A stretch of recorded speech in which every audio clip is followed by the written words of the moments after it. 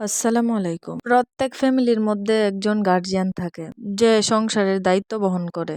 সে মানুষটা সব সময় সবাইকে ভালো রাখার পরামর্শ দেয়, সবাইকে ভালো রাখার চেষ্টা করে।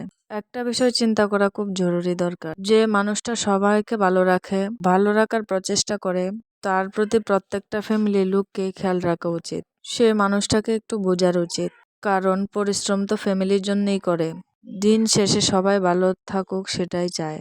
একটা ফ্যামিলির দায়িত্ব যখন নিজের ঘাড়ের ওপর পড়ে, সে চাইলেই নিজের জন্য কিছু করতে পারে না, কারণ সে নিঃস্বার্থের মতো ফ্যামিলিকে ভালোবাসে, তাই নিজের জন্য কিছু করে না।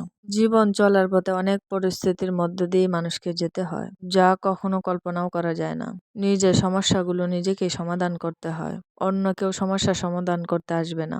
কিছু মানুষ সমস্যাদাতা হিসেবে কাজ করে, কিছু অংশ মানুষ সাজেশন দেয়, তাদের ভূমিকা শুধু এতটুকুই। কিন্তু নিজের জীবনে যে প্রকৃত সমস্যা যার, তাকেই সেই সমস্যা সমাধান করতে হয়।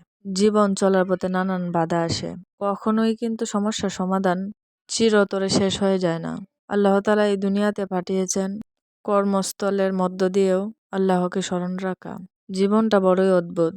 জীবনে বাঁচতে গেলে অনেক কিছুই জানতে হবে, শিখতে হবে। জীবনে আরো অনেক কিছু বাকি আছে, যা করতে করতে জীবন একদিন সমাপ্তি হয়ে যাবে।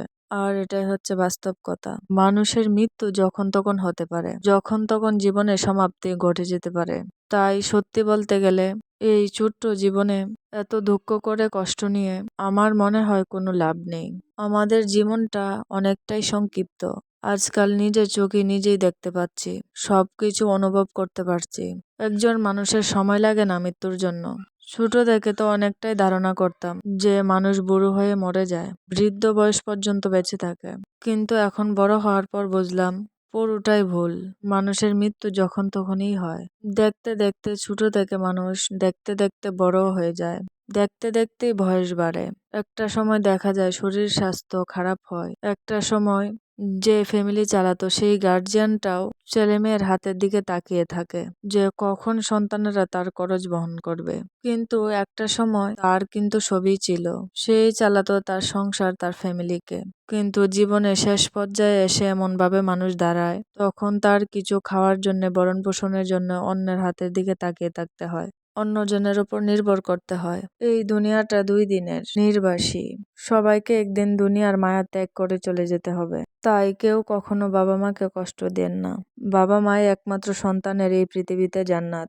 ভাগ্যবান ব্যক্তিরা তো তারাই, যাদের বাবা মা এখনো বেঁচে আছে, যারা বাবা মার মুখের দিকে তাকিয়ে কথা বলতে পারে। আমার মতে এই পৃথিবীতে যারা সুখী, তাদের যদি বাবা মা থাকে, তাহলে তারাই এই পৃথিবীতে বেশি সুখী, হ্যাপি।